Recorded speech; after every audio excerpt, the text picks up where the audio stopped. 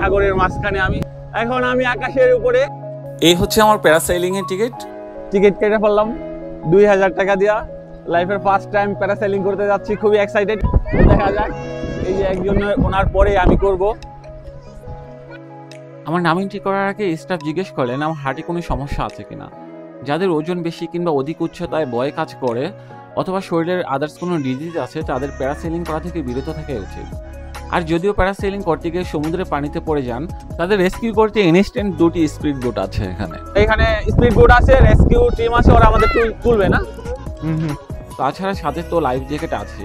সুতরাং আপনি শারীরিকভাবে ফিট থাকলে আমার মনে হয় একটু সাহস রাখলে প্যারাসেলিং করাটা তেমন কোনো কঠিন কাজ নয়। তো ডিয়ার ভিউয়ার্স, চলুন তাহলে মূল পর্বে যাওয়া যাক। Okay, now I am ready parasailing করার জন্য। দেখা যাক, এই তো যাচ্ছি এখন।